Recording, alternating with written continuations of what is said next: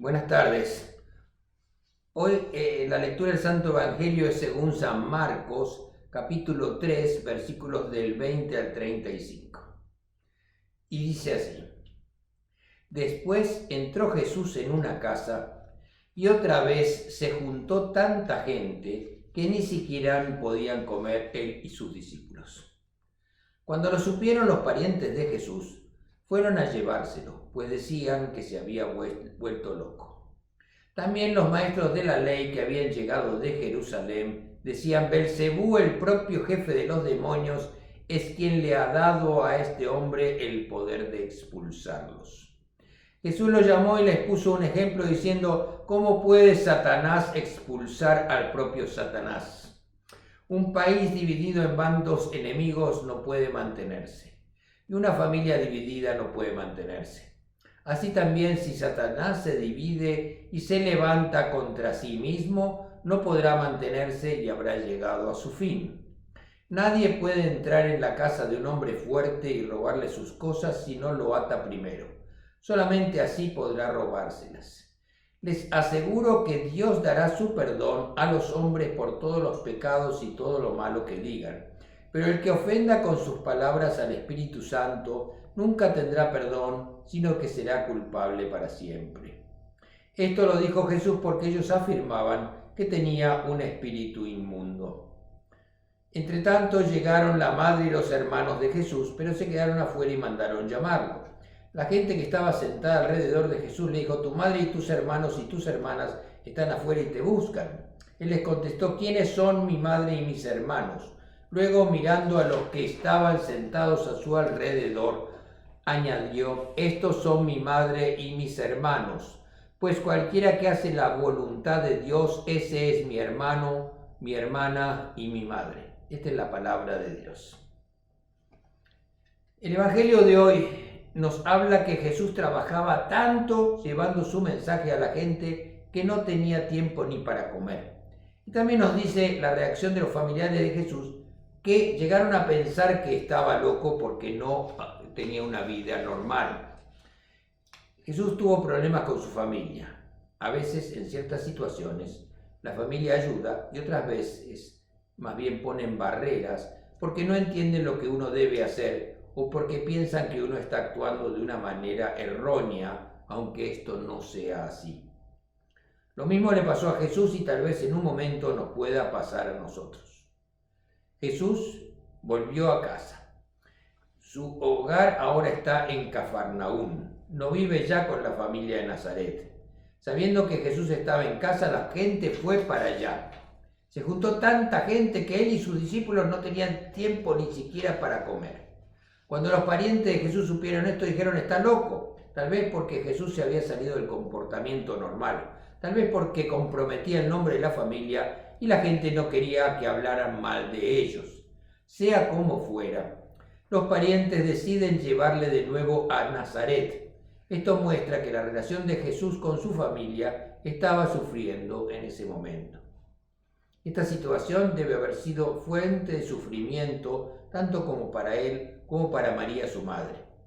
Cuando le llegan los rumores, los parientes, incluyendo la Virgen María, vienen desde Nazaret y llegaron a la casa donde estaba Jesús.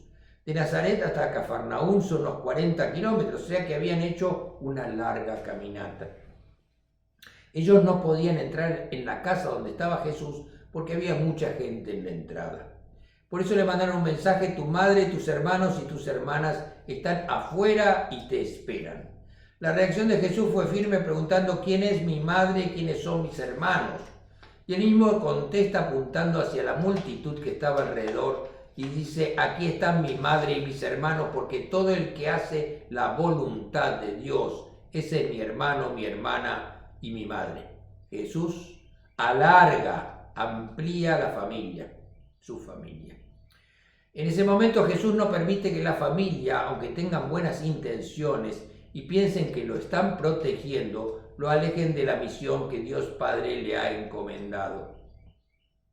Jesús se da cuenta que su familia, sin pensarlo, está haciéndole el juego a quienes Jesús denuncia, a aquellos que no quieren que Jesús dé su mensaje de reforzar los lazos de la comunidad y cambiar un sistema injusto de opresión.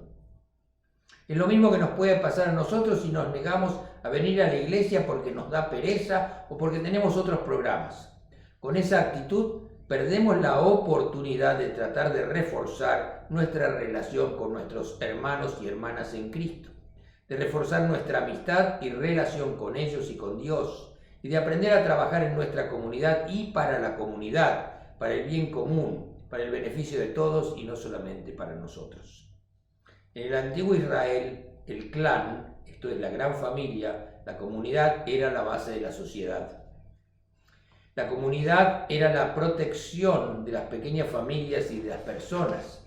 La comunidad unida representaba la fuerza que defendía a todos. En la Galilea del tiempo de Jesús, a causa del sistema romano, implantado durante los largos gobiernos de Herodes Magno y de su hijo Herodes Antipas, el sentido de comunidad se había debilitado. Esto casi había dejado de existir o existía cada vez menos. Los impuestos que había que pagar al gobierno y al templo, el endeudamiento creciente de las familias, la mentalidad individualista, las amenazas de la represión por parte de los romanos, los problemas cada vez mayores de supervivencia, todo esto llevaba a las familias a encerrarse en sí mismas y en sus propias necesidades. Se había dejado de practicar la hospitalidad, el compartir, la comunión alrededor de la mesa, la acogida de los excluidos. Este vivir encerrados y alejados de los demás es similar a lo que está pasando ahora en nuestras iglesias, en nuestras comunidades de fe. Después de más de un año sin asistir por la pandemia del COVID, muchos se han olvidado de la obligación de asistir los domingos a la iglesia. Y a veces buscamos excusas para no asistir a la misa, tales como que el pastor hace unas misas muy largas o muy cortas, o el pastor habla mucho, o a la iglesia viene alguien que no me gusta y no voy porque los niños se aburren.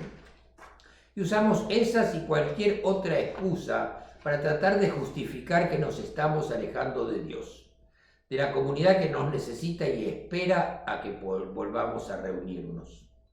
De esta manera se alejan de poder compartir con sus hermanos ese tiempo precioso, donde compartimos las noticias de la comunidad, oímos la palabra de Dios y las reflexiones de nuestro pastor. Además, y muy importante, no recibimos el sacramento de la comunión, la real presencia de Dios en el pan y en el vino consagrado. En la iglesia, cuando la comunidad se reúne a orar, Dios está en medio de nosotros bendiciéndonos. La comunidad unida tal como la familia extendida y ampliada de Jesús en este Evangelio es lo que nos da fuerza. Entonces, tal como ahora, había discriminación.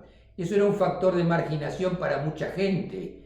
Mujeres, niños, samaritanos, extranjeros, leprosos, poseídos, publicanos, enfermos.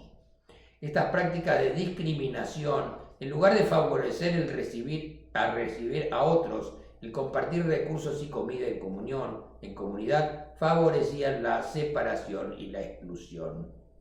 En aquel momento, los que tenían el poder, los que dirigían a los destinos de la sociedad, esa sociedad con problemas, aprovechaban la oportunidad para rechazar las propuestas de cambio que Jesús traía. Ellos necesitaban que la comunidad fuera débil para poder seguir actuando sin que nadie los detuviera. Ahora, para que el reino de Dios, la misión de Jesús, que Jesús traía para todos, se pudiera manifestar en la vida comunitaria de la gente, las personas tenían que superar los límites estrechos de la pequeña familia, salir de ese encierro y abrirse de nuevo a la gran familia, a la comunidad. Y Jesús en este caso nos da el ejemplo. Cuando sus parientes llegan de Cafarnaún y tratan de apoderarse de él para llevarlo hacia la casa, él reacciona. Y en vez de quedarse encerrado en su pequeña familia, ensancha la familia, crea comunidad. Pide lo mismo a todos cuantos quieran seguirle. Las familias no pueden encerrarse en sí mismas. Los excluidos y los marginados deben ser recibidos de nuevo en la convivencia y así sentirse recibidos y abrazados por Dios. Este es el camino para cumplir con la ley que decía: que no haya pobres y abandonados entre ustedes. Al igual que los grandes profetas, Jesús procura darle fuerza a la vida comunitaria en las aldeas de Galilea. Retoma el sentido profundo del clan, de la familia, de la comunidad, como expresión de la encarnación del amor de Dios en el amor hacia el prójimo. Es muy claro que para cada uno de nosotros, que la unión hace la fuerza. Si nos unimos, cuando nos manifestamos como comunidad numerosa, tenemos fuerza, nos oyen y nos respetan. Mucha gente quiere que nosotros los latinos seamos desunidos. Y no podemos permitir eso. No podemos que nuestro individualismo y egoísmo nos perjudique a nosotros mismos, porque solos no podemos hacer mucho, pero juntos sí podemos lograr lo que queremos. Y es lo que nosotros también debemos hacer, reforzar nuestro sentido de comunidad, empezando aquí en nuestra iglesia, en nuestra comunidad de fe, dejando de lado a veces el ofendernos unos con otros o criticarnos en vez de acercarnos. Debemos cada uno de nosotros empezar a sentir que cada miembro de nuestra comunidad es miembro de nuestra familia extendida. Un ejemplo de cómo se pueden lograr cosas cuando se trabaja en comunidad. Durante varios años, los niños de nuestra iglesia Cristo Rey cada domingo ponían, y aún lo hacen, una pequeña ofrenda. Para que se den cuenta de cuánto dinero hablamos, la semana pasada ofrendaron entre todos $7. Claro que a veces ofrendan más. El fin de esas ofrendas era para poder construir su propio playground, o sea, su lugar de juegos. Ellos juntaron cerca de $7,000. Cuando nuestros hermanos americanos supieron del éxito de la comunidad de los niños de Cristo Rey, ellos también quisieron colaborar. Durante la asamblea del año pasado se pidió la colaboración de las iglesias americanas y algunos empezaron a donar. Una iglesia dio $3,500 y varios equipos de juegos, otros trajeron voluntarios para trabajar, equipo pesado para mover y aplanar la tierra, y ya ahora los niños de Cristo Rey tienen su parque de juegos. Pudimos demostrar a los americanos cómo nuestra comunidad pudo trabajar juntos en un proyecto. Esa comunidad nuestra, esa nuestra familia extendida trabajando en beneficio de un proyecto de uso común. Y otras personas vieron con admiración el esfuerzo de los niños de nuestra comunidad y quisieron sumarse y colaborar. Eso fue posible por la determinación de nuestra comunidad. Este es solamente un ejemplo de lo que se puede lograr cuando estamos unidos, cuando participamos. La unión es lo que nos da fuerza y nos permitirá crecer y ser respetados. En cada uno de los miembros de nuestra comunidad debemos encontrar las cosas buenas que cada uno puede ofrecer. Esto sin celos, ni envidias, ni críticas, queriendo apreciar a cada hermano y hermana de esta nuestra familia de fe, aceptándolos como son, reconociendo que cada uno ha recibido distintos y valiosos dones de Dios. Y Él nos los dio para que los podamos compartir con otras personas. Les deseo una muy buena semana, que Dios los cuide y proteja de todo mal, y que los bendiga en el nombre del Padre, del Hijo y del Espíritu Santo. Amén.